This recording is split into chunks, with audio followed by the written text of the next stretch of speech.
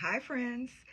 I'm going to be talking about one of my favorite flowers today. And one of my favorite flowers is the amaryllis.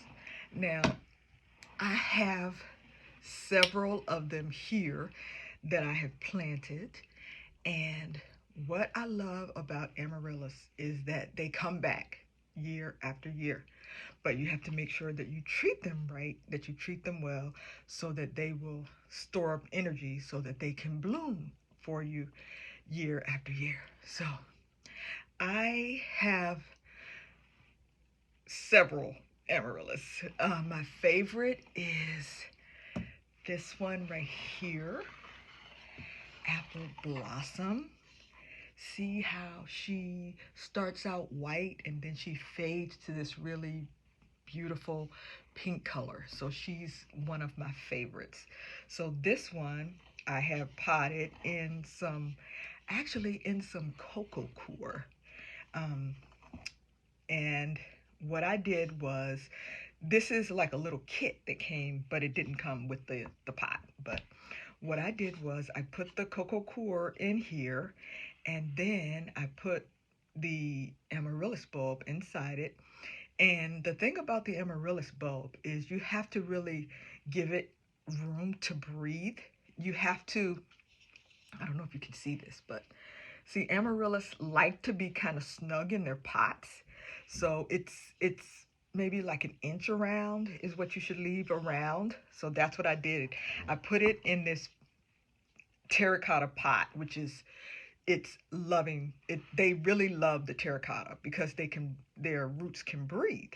And then I've left like this much, like a couple of inches out of the cocoa coir.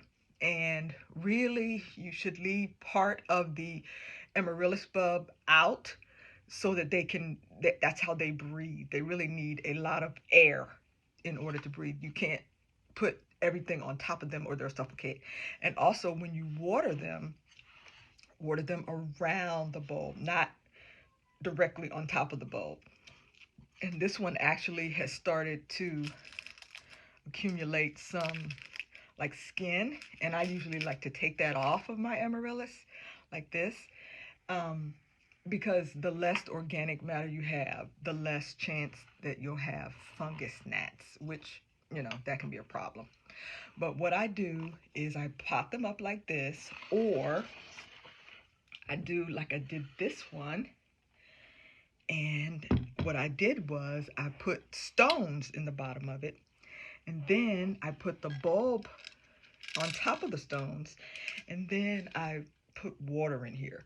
And you have to be careful with an amaryllis bulb. It doesn't like to sit in the water, but just have its roots like under the water, and it really likes that. But the top part is completely out of the water, and you put like about this much water in there so that your water level is like here, and your bulb is sitting like out of the water. It doesn't like to sit in water, but if you do that, then they will bloom for you. Like this is one that I have in with the stones. It's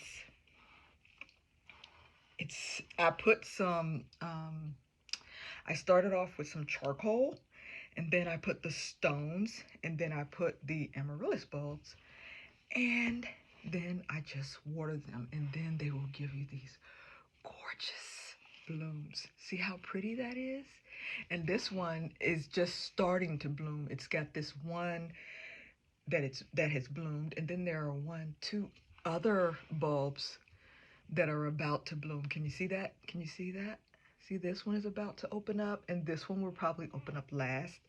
And I just love these, especially now when there's not a lot of flowers or not a lot of things are blooming.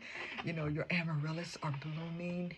Wow, you treat them like they're house plants now, and then when when you get past the cold part of your season, you plant them outside. You can put them in your garden, or you can do like I'm going to do, which is probably leave them in their pots, but I'll put them outside so they'll get lots of energy from the sun and from whatever they're planted in, the soil, and then they'll just store up all that energy. And I will fertilize them. I think maybe three, maybe twice I'll fertilize them. And then in October, I'm going to take them in and force them into dormancy. But we'll talk about that then. We'll talk about that later. Okay, so this is a red lion. And she's actually been blooming for a while. She was actually my first one that bloomed. I got this as a Christmas present. December 26th, my brother Dave gave me this, and I was in love. This was my very first amaryllis. So after he gave me this amaryllis, I, of course, started researching them and finding out all I can about them. And I have several here. This one, I'm not sure. I'm not sure. I'm not very good at always labeling them. But see, this one has a bloom that's come to the end of the bloom, and I'm just gonna pop it off. Yep, pop this off, and then I'll just discard that.